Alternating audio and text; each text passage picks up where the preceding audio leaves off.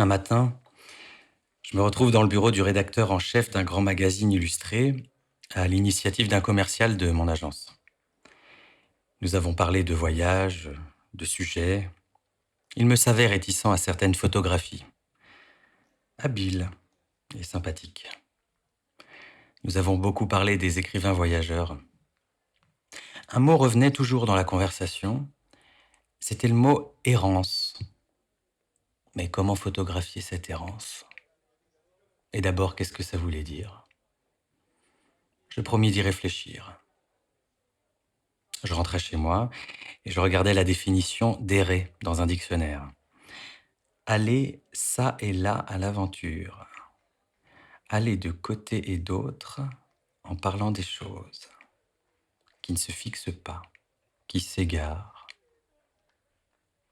Quelques jours plus tard, un ami croisé dans la rue par hasard, qui prétendait bien me connaître, m'affirma que je ne serais jamais dans l'errance, car j'avais toujours un projet derrière chaque voyage. J'écoutais tel photographe qui confondait l'errance et le carnet de voyage. Un autre voyait le portfolio comme une errance. Plus la définition devenait insaisissable, plus l'idée de ce défi me plaisait. Photographe, j'ai longtemps voyagé avec l'idée du voyage utile, du photojournalisme avec ses contraintes. J'ai beaucoup appris, je ne renie rien. Il m'a fallu ensuite quelques chocs pour sortir de cette photographie. J'étais capable de photographier des choses terribles, mais j'avais peur de photographier des gens dans la rue, de m'approcher d'eux, des gens sans histoire. Je n'osais pas. Je n'avais pas le réflexe. Ça ne me venait même pas à l'idée de photographier, tout simplement.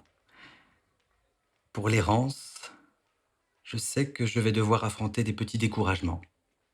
Surtout après la sensation désagréable d'avoir raté une photographie. Il faut vite passer à autre chose et oublier l'échec. Il y a aussi les jours sans soleil, les jours gris. Mais là encore, il me faudra sourire et aimer la patience. Je vais partir. J'ai encore des lieux à découvrir. J'allais dire à voir, mais non, je n'ai rien à voir. Je dois absolument me poser la question, qu'est-ce que je fous là? J'ai le pressentiment que quelque chose ne sera plus comme avant. C'est peut-être là la vraie définition de l'errance, de sa quête, avec sa solitude et sa peur. C'est le désir que je cherchais, la pureté, la remise en cause pour aller plus loin, au centre des choses, pour faire le vide autour de moi. Je dois me laver la tête. Il paraît que l'errant est pourvu d'une drôle d'allure. J'ai été dénoncé à la police, un jour, place Vendôme, par les commerçants. Je faisais des photos. J'avais, paraît-il, une drôle d'allure. Aujourd'hui, je suis prêt à partir.